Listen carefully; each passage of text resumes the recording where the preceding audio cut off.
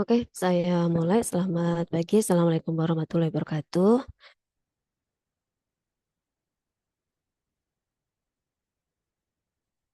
Nah, pagi ini eh, ada kegiatan koordinasi klaim konversi genap yang digunakan untuk memberikan informasi kebutuhan-kebutuhan terkait eh, klaim konversi gitu. Sebelumnya memang kami sudah sampaikan beberapa informasi.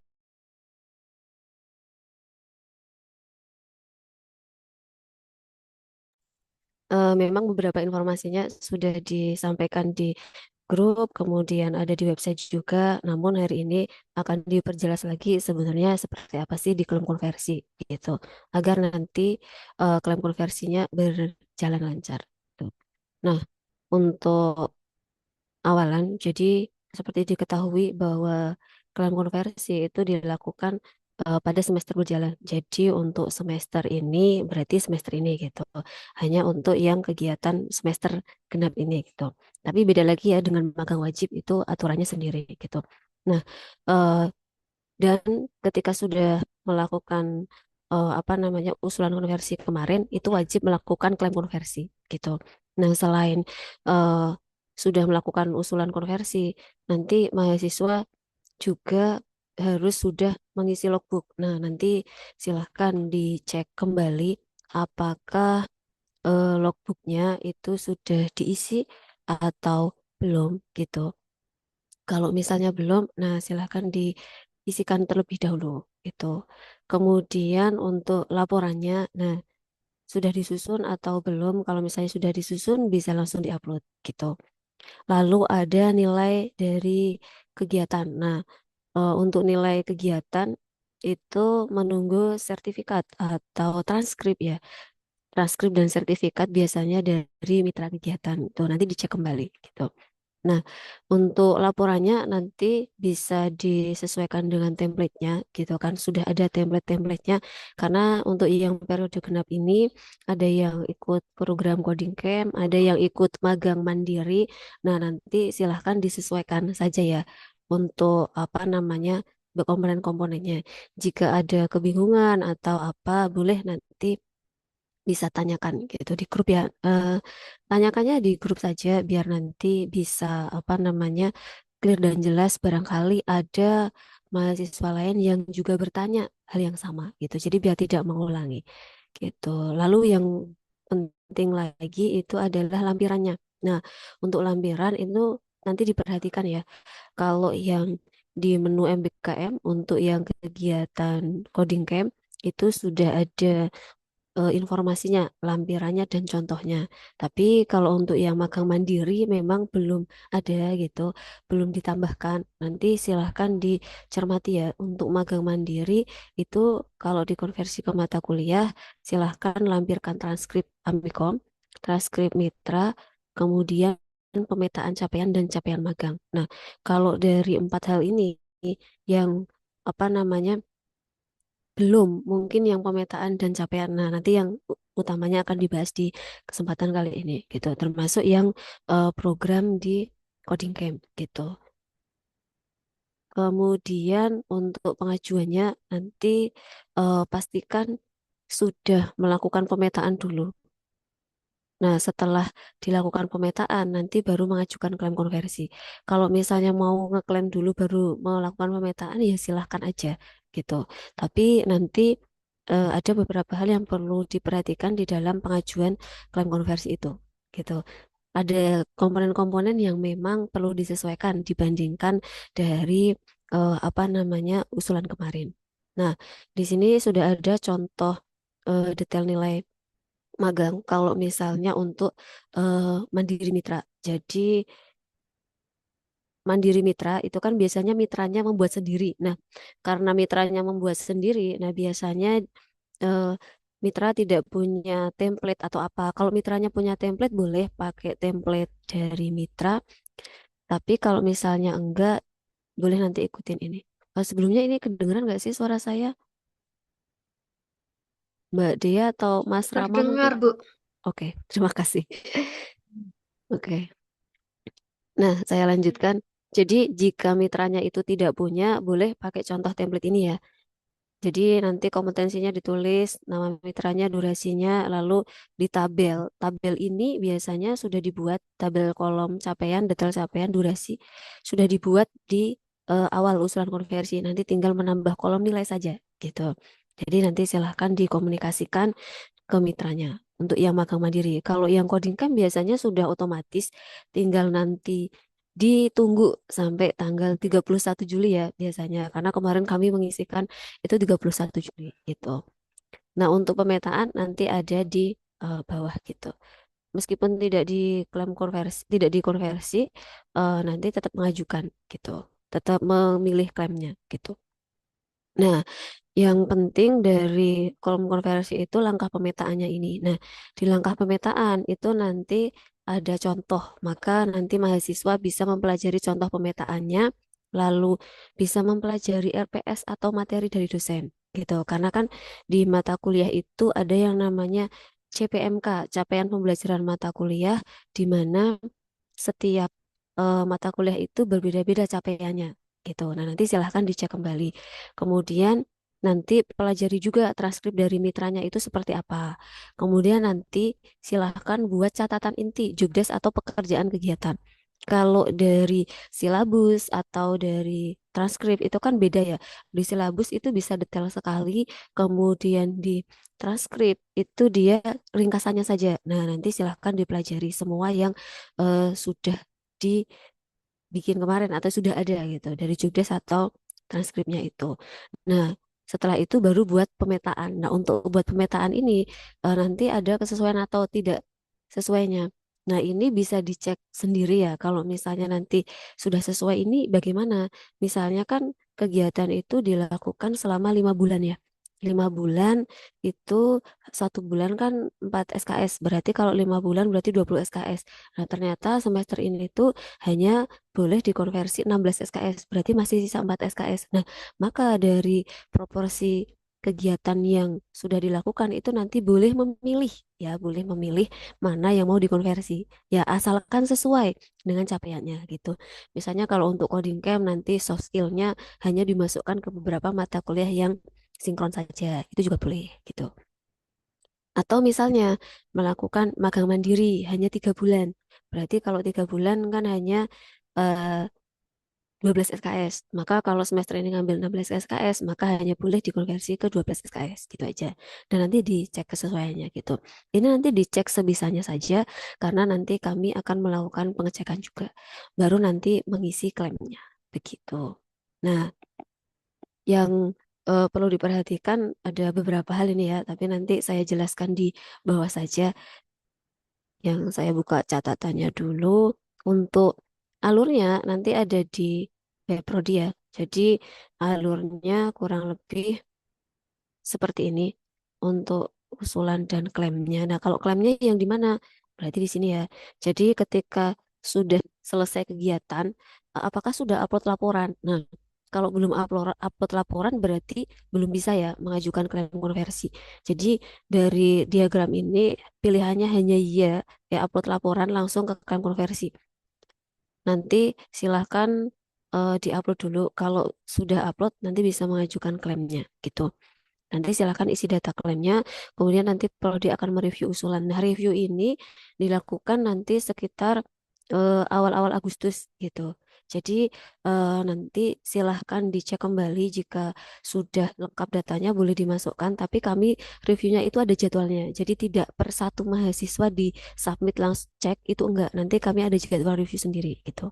Nah, kalau misalnya sudah nanti eh, dicek ya sudah diterima, kemudian nanti bisa download surat klaimnya. Nah, silahkan di-download ya, termasuk surat usulan dan klaim barangkali butuh, karena kebetulan di Inapsi yang berjalan saat ini belum ada backupnya, alias tahun depan itu nggak bisa diakses lagi semester depan gitu. Jadi nanti di backup, di-download dulu dokumen-dokumennya, barangkali dibutuhkan gitu. Nah, nanti prodi yang akan mengirimkan hasil konversinya gitu.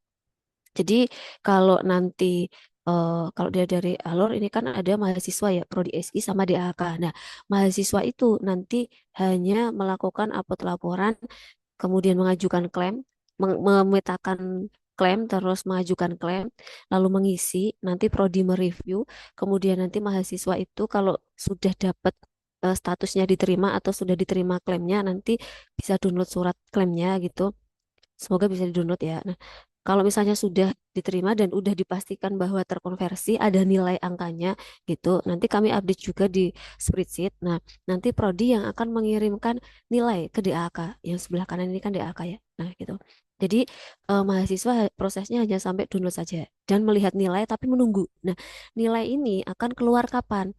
Kalau biasanya itu bersamaan dengan nilai akademik dan akan dikirimkan setelah nilai akademik terupload. Jadi kalau misalnya bisa cek kalender masing-masing nanti ya, jika nanti DAAK itu memberikan deadline kepada dosen bahwa nilai itu diupload maksimal 12 Agustus, maka nanti nilai kalian akan muncul paling cepat itu 13 Agustus. Kenapa seperti itu? Biar nanti nilainya itu tidak ketimpa. Karena kejadian tahun kemarin saya udah kirim sekitar tanggal 5 gitu kan di bulan Februari, ternyata nilainya ketimpa karena ada dosen yang memang upload nilai. Dan memang dosen itu harus upload nilai sesuai dengan jumlah mahasiswanya gitu kan. Kalau mahasiswanya itu nilainya karena dia ikut ini karena belum ada keterangannya gitu di sisi dosen itu, maka nanti tetap apa namanya masuk gitu. Itu ya. Jadi clear ya sampai sini nilainya nanti akan didapetin di KHS atau transkrip paling cepat itu sehari setelah apa namanya nilai final reguler itu di-upload gitu. Nah, tadi mengenai catatan klaim konversi nanti bisa dipelajari dan dicek ya. Apalagi untuk yang magang mandiri gitu kan. Atau yang coding camp tapi mau dipecah gitu. Karena biasanya pemetaan antara job desk atau activity yang kemarin dilakukan ketika kegiatan itu dia tidak bisa dipetakan langsung ke mata kuliah gitu. Karena berdasarkan apa? CPMK ini gitu. Jadi nanti silahkan dicek kembali. Nah, yang perlu diperhatikan lagi adalah untuk yang capstone project. Nah, ini pasti ada ya kalau di punyanya Coding Camp. Nah, di capstone project ini nanti silahkan diperjelas apa yang dibuat gitu. Biasanya kan capstone project nilainya 95 gitu kan atau 85 A 6 SKS atau 8 SKS gitu. Nah, nanti diperjelas ini dia apa capstone project yang dibuat gitu. Kenapa? Karena capstone project ini kan dia 6 SKS. Nah, 6 SKS ini tuh didistribusikan ke masing-masing mata kuliah. Karena di capstone project ini kan berupa kumpulan teori dari skill atau PET yang kemarin diambil. Nah, jadi ada beberapa teori dan itu nggak bisa langsung disamakan bahwa oh capstone project saya konversi ke UI UX aja, jelas kan nggak cocok kayak gitu. Capstone project nanti saya konversi ke machine learning aja, kan nggak semuanya machine learning, ada yang lain juga gitu. Jadi nanti silahkan disesuaikan dengan capaian mata kuliahnya gitu. Jadi untuk pemetaan itu bukan dari kegiatan ke mata kuliah, tapi dari kegiatan ke capaian pembelajaran mata kuliah gitu atau kecapaian gitu ya. Kemudian oh ya, yang lagi ini kata kuncinya itu kesesuaian kalimat capaian kegiatan. Nah, tak tunjukkan di bawah ya. Nah, untuk perhitungan nilai ini perlu diketahui bahwa untuk perhitungan nilai itu kami menggunakan beberapa versi gitu kan. Nggak hanya dua. Kalau untuk dikti itu ada 30% nilai dosen pendamping. Nah, jadi nanti silahkan dilengkapi logbooknya, pastikan si dosen pendamping ini melakukan approval atau verifikasi. Nah, sisanya nanti 70% program kegiatan. Untuk yang coding camp masuk ke programnya Dikti gitu. Karena kemarin awalnya coding camp itu kan dia program mandiri ya, punyanya Kode Coding dan punyanya DBS, tapi kemarin akhirnya didanai juga atau diinikan juga sebagai program Dikti gitu. Nah, kalaupun nggak masuk ke mana namanya eh, programnya Dikti, nah Coding Camp itu salah satu program yang terstruktur. Jadi kami biasanya masukkannya ke program Dikti itu. Nah, kalau untuk yang magang mandiri itu ada 30% nilai dosen pendamping, 20% nilai mentor, dan 50% nilai magang gitu. Jadi nanti silahkan dikomunikasikan dengan mentornya gitu. Email mentor itu yang diinputkan kemarin pas awal. Kalau misalnya lupa atau apa, silahkan nanti bisa info di grup biar nanti kami infokan gitu. Nah, jika ada yang dengan tugas tambahan, nah itu nanti tapi belajar luar prodi yang lain ya. Kalau misalnya magang ada tugas tambahan atau program dikti ada tugas tambahan bagaimana? Nah, itu nanti ada perhitungannya sendiri. Sebenarnya kalian tidak perlu terlalu mengkhawatirkan ini, asalkan ketika kegiatan kemarin itu benar-benar melakukan sesuai job desk dan serius gitu. Kalau misalnya sudah kayak gitu kan udah pasti hasilnya aman gitu ya. Ya maksudnya nilainya nggak mungkin lah C atau D gitu. Atau nilainya jelek itu kan nggak mungkin. Nah kemudian untuk contoh pemetaan, nah ini ada dua konsentrasi ya. Karena berbeda-beda capaiannya dan kompetensinya juga bisa berbeda gitu. Yang pertama untuk digital bisnis. Nah untuk digital bisnis itu kalau misalnya seperti ini ya. Ini kan contoh klaim konversinya. Terus nanti untuk pemetaan apakah kolomnya harus seperti ini? Oh, tidak gitu loh. Jadi kalau untuk pemetaan kolom di sini itu nanti disesuaikan gitu. Jadi tadi kalau nggak salah ada ini ya. Nah, kalau misalnya magang mandiri kolomnya seperti ini, maka kolom ini, 4 kolom ini nanti tinggal paste aja untuk menggantikan kolom yang di sini selain keterangan gitu.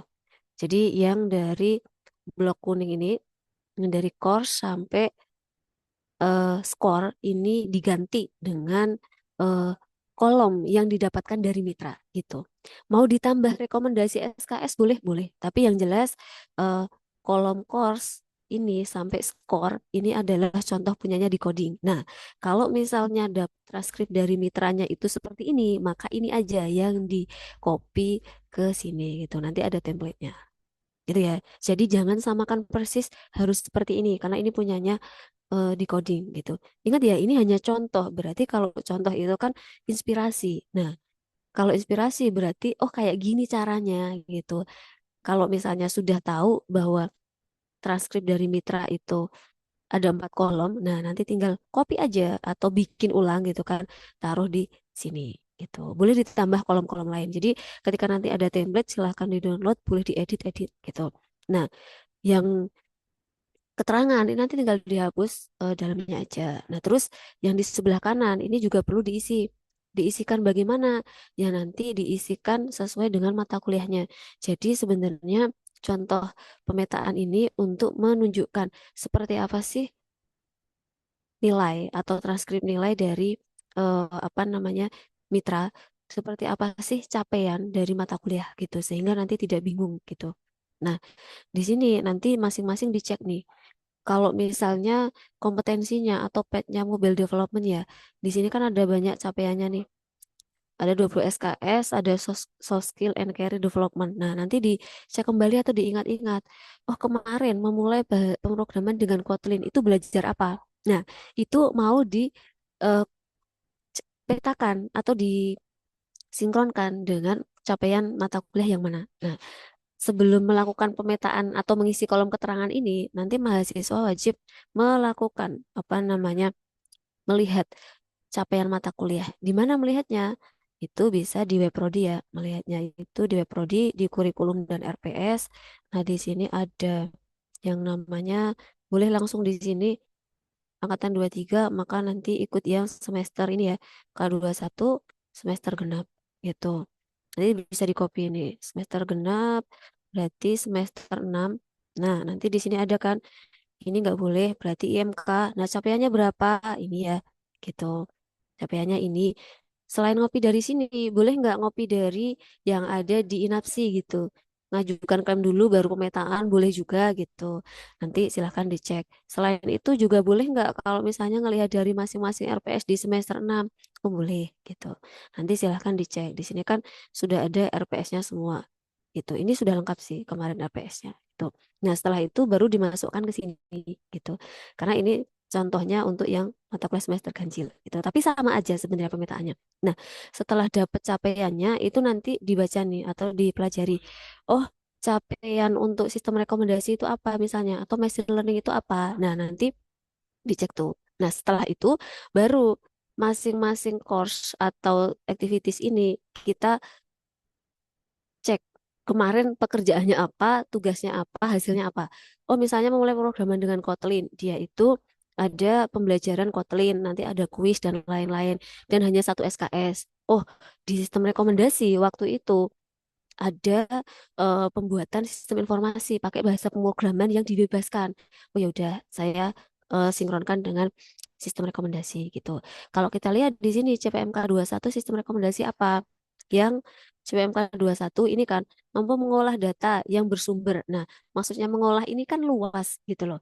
Mengolah itu entah dia mengolah data dalam bentuk visualisasi pemrograman atau misalnya algoritma di dalam bahasa pemrograman, penerapan algoritma maksudnya dalam bahasa pemrograman atau seperti apa gitu. Begitu juga dengan machine learning, misalnya, oh nanti bisa nih memulai pemrograman dengan Kotlin ini kita sinkronkan atau kita petakan dengan CPMK satu di machine learning gitu. Di machine learning apa capaiannya? Nah, kita lihat di sini machine learning itu ada ini ya, mampu mengolah data juga. Iya, karena di mengolah data machine learning itu dia bermacam-macam. Ada yang mengolah data menerapkan algoritmanya ke dalam bahasa pemrograman gitu. Jadi kadang pemetaan kecapean itu eh, diambil yang ini aja, yang sinkron aja. Oh, di machine learning itu ada penerapan bahasa pemrograman pakai apa? Python. Oh, di sini pakai Kotlin gitu. Jadi kan nggak sama persis ya, tapi kan mirip ya, sama-sama melakukan pembuatan dengan bahasa pemrograman gitu. Itu contohnya ya. Itu hanya contoh, nanti boleh kalian cek kembali dengan aktivitas yang kemarin dilakukan, tugas-tugasnya, terus pembelajarannya seperti apa, nanti dicocokkan dengan capaian-capaian yang ada di sini gitu. Biar nanti juga lebih ngeh ya bahwa kalian itu belajar apa, oh capaiannya ini gitu. Karena nanti di akhir mahasiswa akan dapat namanya SKPI yang menjabarkan semua kemampuan mahasiswa di dalam pembelajaran dari CPL-nya gitu. Itu untuk yang digital business. Nah, yang kreatif multimedia sekarang. Nah, untuk yang konsentrasi kreatif multimedia ini pada prinsipnya sama aja gitu. Jadi apa namanya? Nanti ini kan ada contoh ya, kolomnya itu nomor, modul, capaian pembelajaran dan lain-lain sampai sini. Nah, ini tuh diganti dengan kolom capaian yang didapatkan dari mitra gitu. Ini kan hanya contoh ya gitu. Baru setelah itu sama ngisikan yang sebelah kanan ini bagian mata kuliahnya ya. Kemudian nanti setelah itu baru dicocokkan. Yang kemarin dikerjakan itu kira-kira sinkron atau cocok dengan capaian yang mana gitu. Sama eh, ngisinya kayak tadi gitu. Lalu diisi kolom keterangannya gitu. Di kolom keterangan ini tinggal dituliskan aja. Kenapa perlu dituliskan? Biar kalian ingat, loh, kegiatan ini atau capaian yang kemarin saya lakukan di kegiatan itu saya petakan kemana gitu, biar nggak bingung gitu. Gitu ya. Lalu setelah dilakukan pemetaan, nah nanti bisa diisi di mana namanya inapsi gitu. Untuk magang mandiri di sini ditegaskan lagi nanti silahkan diisikan ya gitu kan untuk capaiannya dan sama caranya gitu. Kata kunci yang harus diingat itu adalah ini. Kesesuaian kalimat capaian kegiatan magang mandiri mitra atau inti pekerjaan. Jadi kalau punyanya coding camp atau di coding itu kadang terjemahan kegiatannya itu agak luas gitu. Tapi kalau yang mandiri mitra itu kadang spesifik banget gitu. Nanti tinggal dicek aja ya. Yang jelas pastikan pekerjaan yang kemarin dilakukan itu mirip lah atau bisa sedikit sinkron dengan capaian mata kuliahnya. Tapi kalau misalnya beda banget gimana? Coba dicek di materinya. Materi di mana ngeceknya? Di RPS tadi ya. Nah, di sini di RPS tuh ada nih misalnya di IMK gitu. Di IMK itu belajar apa aja sih? Di sini kan udah ada nih ya. Ada namanya deskripsi mata kuliah ya. Nah, di sini ada gitu. Kalau misalnya belum nemu di sini, ya udah nanti dicek di sini gitu. Biasanya sih kalau misalnya capaiannya itu sedikit sinkron dengan mata kuliah itu nggak kami berikan tugas tambahan. Tapi kalau beda banget itu kami berikan tugas tambahan. Nah, nanti masing-masing silahkan dicek eh, capaian kegiatan yang dilakukan itu dia sinkron atau bisa dipetakan ke mata kuliah apa gitu. Nggak perlu sinkron banget ya, tapi yang penting masih masuklah di konten materinya gitu. Kemudian setelah itu ada kalau pemetaan belajar luar prodi yang PKM penelitian sama ya. Tapi kebetulan semester ini nggak ada. Nah, untuk satu SKS tadi saya sudah singgung di awal. Satu SKS itu berapa? Satu SKS itu 1 minggu. Nah, meskipun muncul peraturan terbaru, tapi kalau kita lihat jam kerja mitra itu kan biasanya Senin sampai Jumat gitu kan. Kemudian 1 hari itu ada 8 jam kerja. Nah, kami netralkan aja 40 jam gitu minimal. Kalau lebih ya nggak apa-apa, malah bagus gitu. Nah, kemudian kalau misalnya ada penggabungan SKS, nah nanti bisa digabungkan gitu kan untuk penggabungan SKS-nya. Contohnya di sini yang di mata kuliah ini ya, di sistem rekomendasi itu kan ada ngambil sistem rekomendasi itu kan kalau kita lihat di sini dia hanya punya dia sistem rekomendasi. Itu kan dia hanya punya 2 CPMK. Ya kan, 21 sama 43. Dan ini bobotnya 4 SKS. Nah, kalau misalnya kita mengambil CPMK satu itu dari memulai pemrograman dengan Kotlin.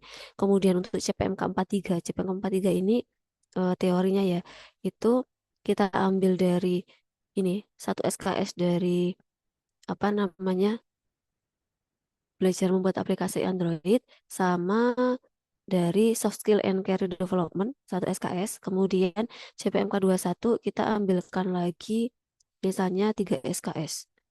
Oh, ini kayaknya ada yang salah. Harusnya yang ini nggak usah ya, minta hapus aja nanti. Jadi sistem rekomendasi harusnya 4 SKS, hanya ini aja sih. Oh, ini banyak yang salah nih. Ya nanti tak ubahnya ya.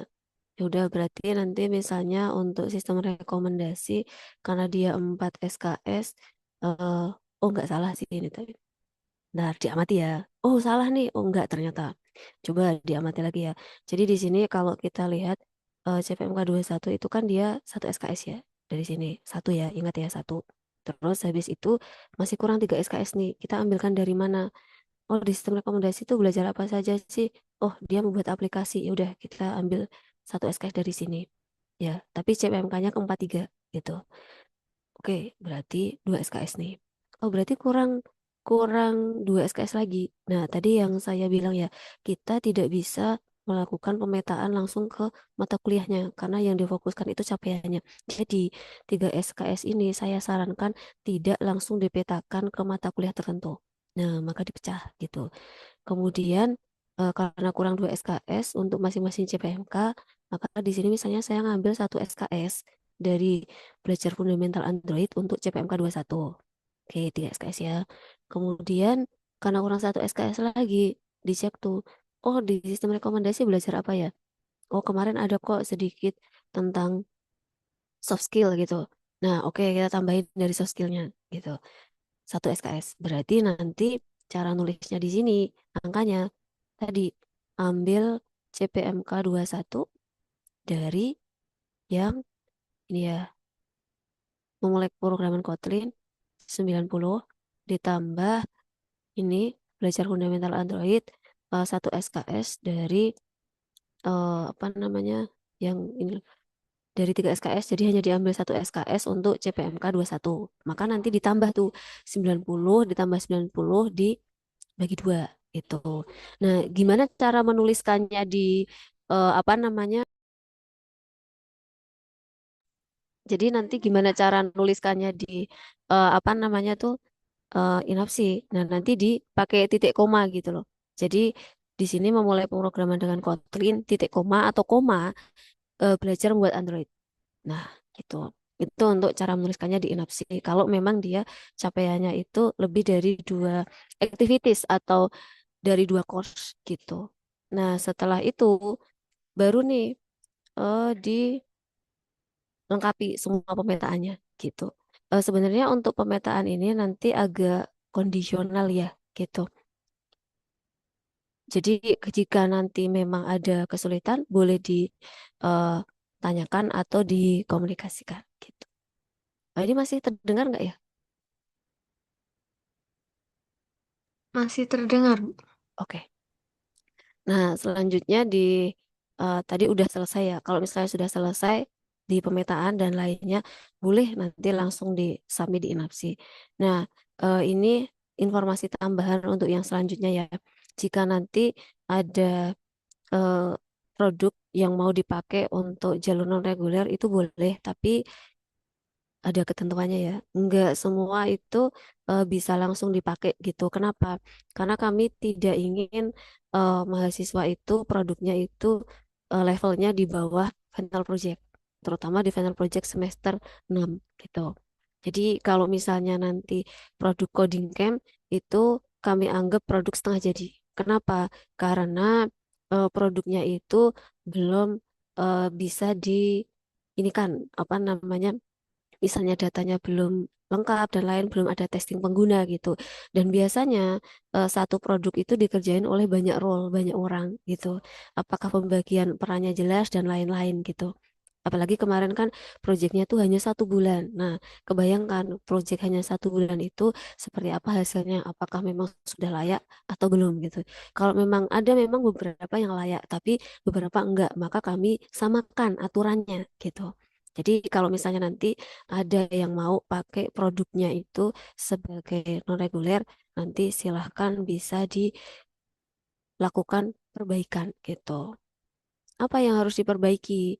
Jadi kalau di dalam eh sini panduan laporan penyusunan. Jadi di panduan penyusunan jalur non reguler ini, bentar, ini tuh menunya apa ya? Oh, tak ganti nanti ya. Mohon maaf nih. Eh, belum tak ganti linknya, nanti tak ganti. Jadi kalau mau tahu jalur reguler itu dari menu akademik, jalur kelulusan yang non reguler. Nah, di sini panduannya ada di sini ya. Eh, panduan. Nah, jadi di dalam panduan itu sudah ada ketentuannya. Ini covernya yang warna abu-abu ya, bukan yang warna kuning.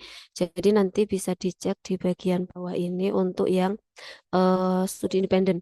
Nah, studi independen itu dia ada beberapa ketentuannya. Jadi kalau misalnya mau udah lulus aja saya gitu, ya udah nggak apa-apa gitu kan. Nanti boleh tuh langsung diklaim gitu kan apa adanya gitu. Nah, kemudian kalau misalnya menambah fitur atau testing, nah atau hanya implementasi front end, misalnya kemarin kompetensinya back end, nanti implementasi front end, nah itu nanti seperti ini gambarannya gitu. Terus kalau misalnya mau benar-benar dapat nilai yang sangat maksimal, nah nanti silahkan di-recreate projectnya itu ke ini studi kasus gitu. Jadi sesuai dengan role-nya, masih sesuai role ya. Misalnya front end ya front end, back end ya back end. Nah itu nanti di eh, recreate projectnya.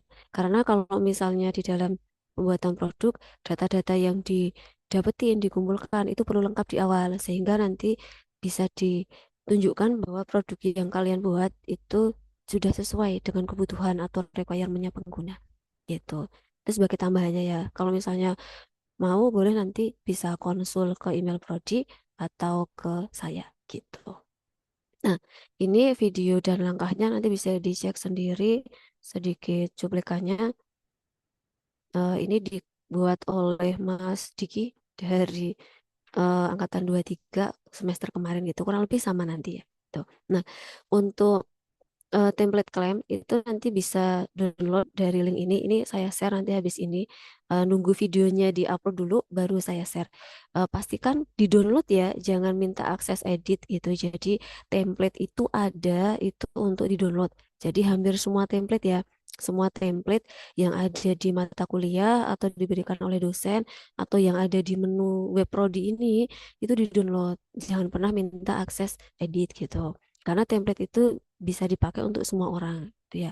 Nah, nanti di sini tinggal edit nih gitu. Ini pastiin disesuaikan ya, jangan kayak gini nih gitu.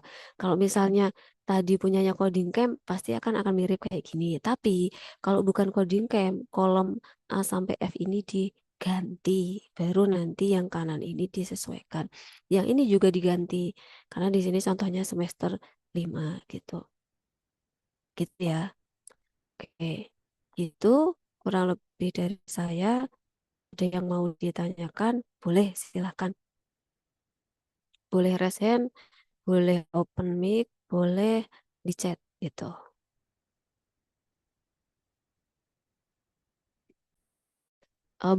Barangkali tadi ada yang kurang jelas ya, atau apa, boleh silahkan ditanyakan.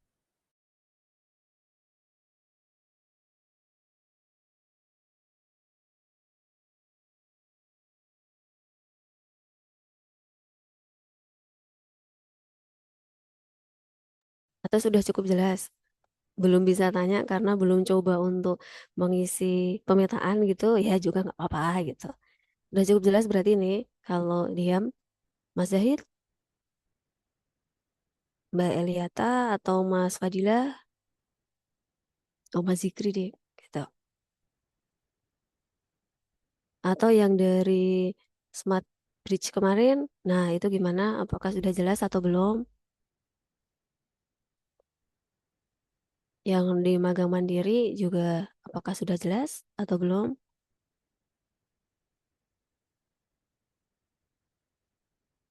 Ini kalau diam saya anggap jelas loh ya. Bener ya?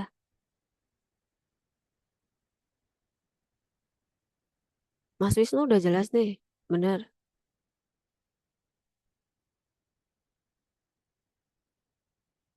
Nah, kalau belum jelas boleh disampaikan ya apa yang belum jelas gitu.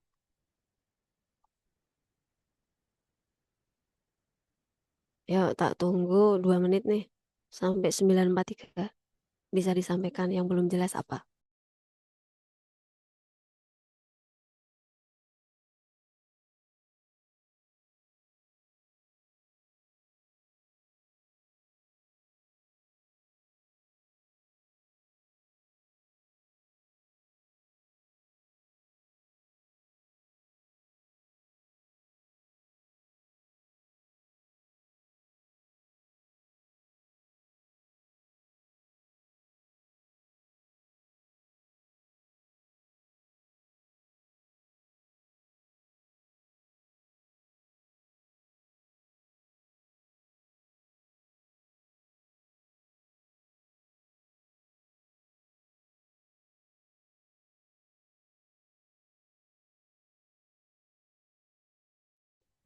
Halo Bu, Rizky mau tanya Bu, Silahkan. anu Bu terkait ini apa namanya timeline atau deadline terakhir, baik itu dari laporan sampai ke klaimnya itu sampai tanggal berapa ya Bu? Oke, deadline-nya bentar.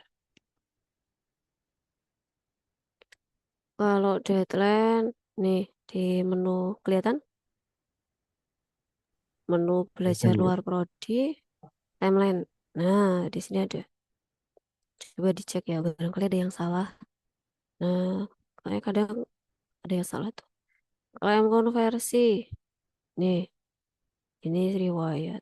Usulan, logbook, laporan. Nah, ini laporan juga ada deadline-nya di sini ya. Gitu. Di sini. Dibukanya kapan? Oh, 1 Juli sampai 31 Juli. Nah, saya cek laporannya mulai 21 Juli ya. Itu untuk yang magang mandiri. Tapi kalau magang mandiri lebih dari ini gimana? Ya nanti kondisional sih.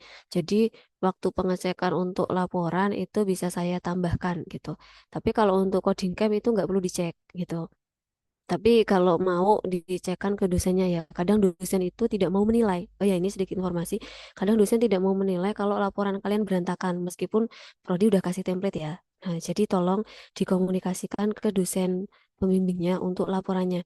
Di coding itu nggak akan ngecek juga, karena laporan itu untuk formalitas aja, untuk report bahwa kegiatannya sudah selesai. Karena mereka itu udah tersistem di apa namanya tuh punyanya coding camp sendiri gitu. Jadi kami aja kemarin itu sebagai supervisor itu dikasih akses untuk ini apa namanya tuh akun masing-masing detail masing-masing mahasiswa gitu. Jadi kalian itu kemarin cerita pembelajaran gimana, kalian itu progresnya sampai mana, berapa poin yang kalian dapetin, apakah kalian ketinggalan atau masih di dalam jadwal yang ideal kayak gitu-gitu.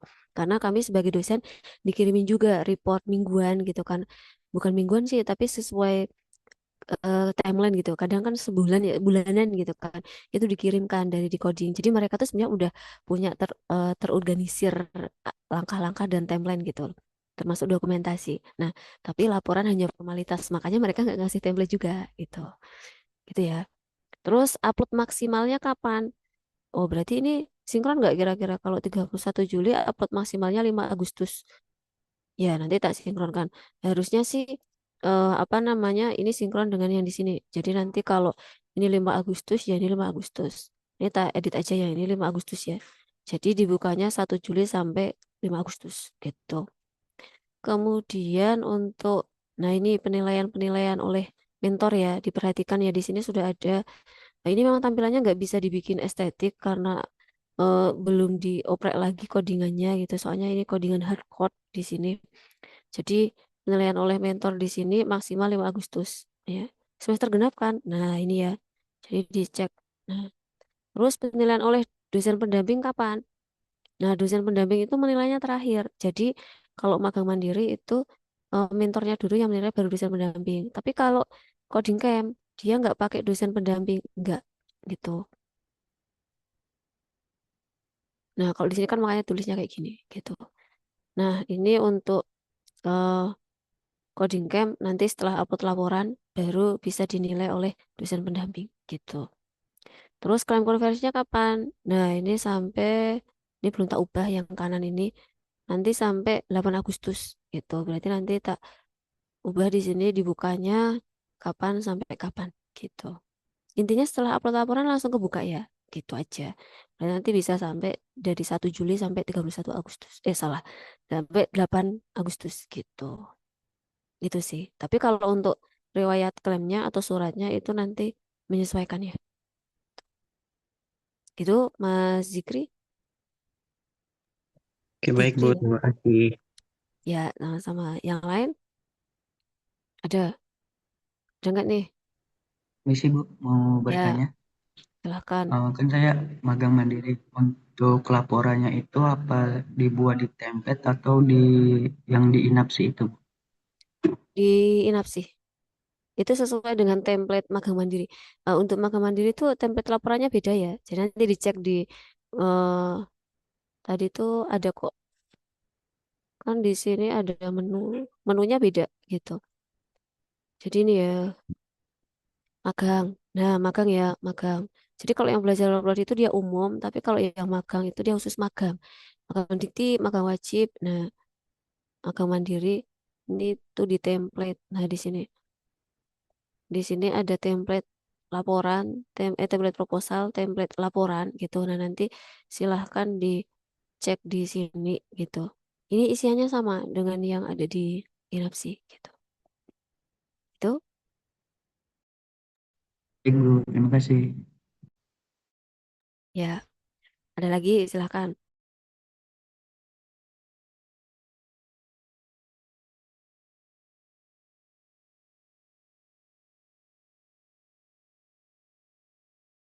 Sudah jelas? Kalau misalnya bingung gimana sih cara metain, coba dulu deh gitu. Memang itu perlu dipelajari ya, tapi setidaknya nanti kalian memang benar-benar ngerti. Oh, saya tuh kemarin belajar apa, ini cocok sinkron dengan capaian di mata kuliah apa gitu. Gitu sih. Ini saya bebaskan caranya kalian gimana ya. Tapi hati-hati kalau ngupload dokumen punya prodi. eh, Saran saya sih jangan diupload seluruh kontennya, tapi diketik atau di copy aja. Kebetulan RPS-nya nggak bisa di copy ya. Di copy aja ya Mas, Mas, Mbak ya kalau mau pakai automation dan lain-lain, jangan diupload semua karena itu dokumen punya prodi. Nah, nanti kalian memperkaya repository punya mereka tuh. Gitu. Apapun caranya boleh, tapi yang jelas ketika mau ngupload di repositori milik eh, LLM itu nanti kalian copy aja teksnya gitu, ketik sendiri atau di copy gitu. Kalau yang bisa di copy itu yang CPMK gitu, gitu aja sih, gitu ya, gitu ya, ingat ya, gitu. Karena itu ada beberapa hal yang memang itu untuk internal prodi gitu, begitu. Udah jelas nih ya. Kalau sudah jelas, ini saya tutup. Saya cukupkan sekian. Terima kasih. Nanti kalau ada pertanyaan, boleh ke email prodi, boleh di grup. Tapi paling aman di grup aja ya, gitu. Tapi mohon maaf nih kalau di grup dicek jam balasnya gitu. Karena ketika saya balas, saya perlu dalam kondisi yang ideal sehingga nanti tidak salah jawab, gitu. Dan jam kerja, gitu. Terima kasih untuk agenda hari ini. Ada kurang lebihnya mohon maaf. Selamat pagi. Assalamualaikum warahmatullahi wabarakatuh. Waalaikumsalam. Waalaikumsalam warahmatullahi Waalaikumsalam. wabarakatuh.